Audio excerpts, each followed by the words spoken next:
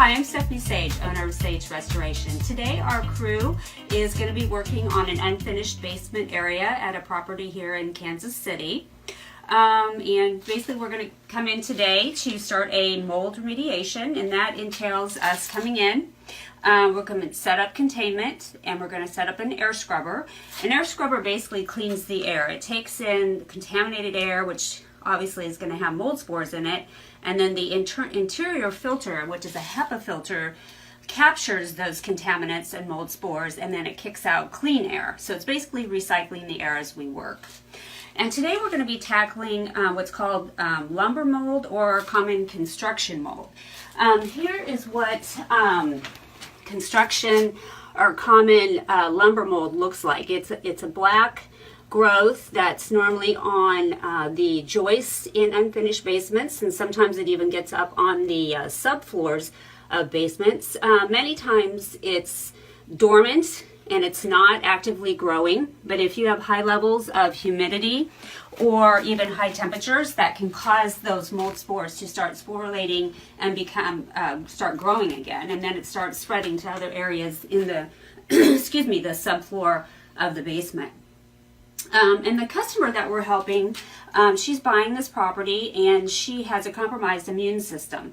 So we're taking extra precaution. We're going to come in and remediate the entire work area.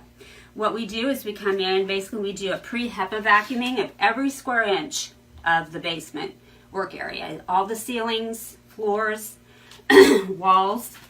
And then after we do that, then we're going to tackle these tough spots of lumber mold and make sure that we aggressively clean those with sanding, antimicrobial cleaners, and sometimes we even have to actually use sandpaper.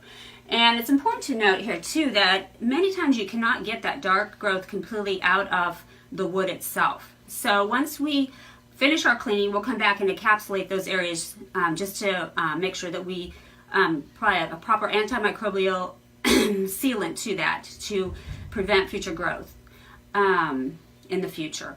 So once we do our pre-HEPA vacuuming, then we're going to come back and we're going to use airless sprayers, and we're basically going to spray every square inch of this work area with an antimicrobial cleaner. In this case, we're going to be using a product that's EPA approved, and it's also organic. It's especially important that we use products that are healthy to our clients, and especially with clients that have compromised immune systems. And after we finish that, then we're going to let the room sit overnight with a dehumidifier going along with our air scrubber to lower the humidity in the room and let the room completely dry out. And then we come back the next day and then we post-HEPA vac every square inch of this room.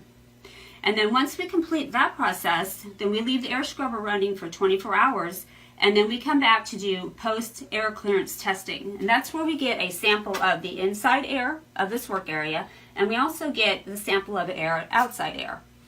And we send that off to the lab, which analyzes the cassettes that we draw the air into. And then we're looking for the results. A passing air clearance test is where the inside air is the same or lower than the outside air sample. And once we have a passing clearance test, we know we can come in and take down the containment, remove our equipment, and we know that we have made this room, this work area, clean and healthy again for our client. And we know that we're going to have another customer that's going to be glad that they called Sage.